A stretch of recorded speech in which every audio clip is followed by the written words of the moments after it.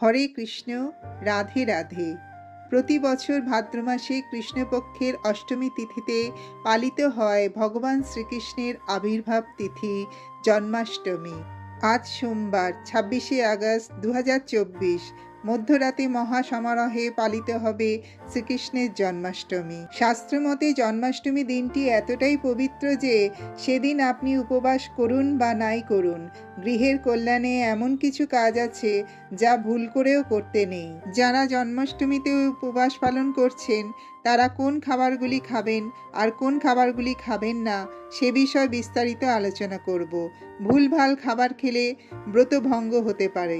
হিন্দু পুরাণ অনুসারে বর্ণিত আছে, জন্মাষ্টমী ব্রত করলে মানুষ অকাল মৃত্যুর হাত থেকে মুক্তি পায়, পাশাপাশি পাপ কর্ম থেকেও মুক্তি পায়। মোক্ষ লাভের পথ প্রশস্ত হয় এই উপবাস করলে। উপবাসে প্রসাদের ফলাহার করাই সবচেয়ে উত্তম।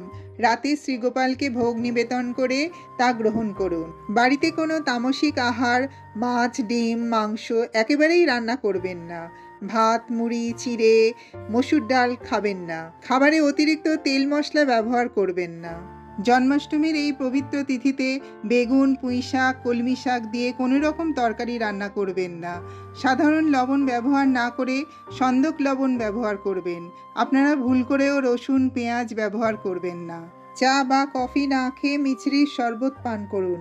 টাটকা ফল, আপেল, কলা, আঙুর, খেজুর খেতে পারেন। ড্রাই ফ্রুটস খান। এই ফাইবার সমৃদ্ধ ফল, ড্রাই ফ্রুটস অনেকক্ষণ পেট ভর্তি রাখে, যার ফলে খিদে কম পায়। এই দিন ভুল করেও তুলসী পাতা তুলবেন না। তুলসী পাতা কখনো বাসি হয় না, তাই আগের দিন তুলসী পাতা তুলে রাখুন। এই দিন ভুল করেও গরুকে আঘাত করবেন না, কারণ গরু শ্রীকৃষ্ণের অত্যন্ত প্রিয়।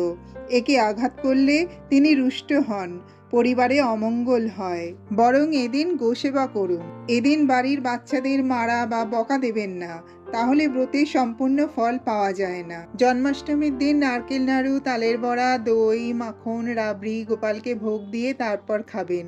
গোপালকে তাল ভোগ না দিয়ে তালের কোনো পদ রান্না করবেন না। কৃষ্ণ কথায় এতটা সময় আমার সাথে জুড়ে থাকার জন্য আমার সকল শ্রোতা বন্ধুদের জানাই আন্তরিক ধন্যবাদ। শুভ জন্মাষ্টমীর শুভেচ্ছা জানাই সবাইকে। শ্রীকৃষ্ণের কৃপায় সবার মঙ্গল কামনা করি। চ্যানেলটি নতুন দেখে থাকলে সাবস্ক্রাইব করতে ভুলবেন না। নমস্কার। জয় শ্রী গোপাল।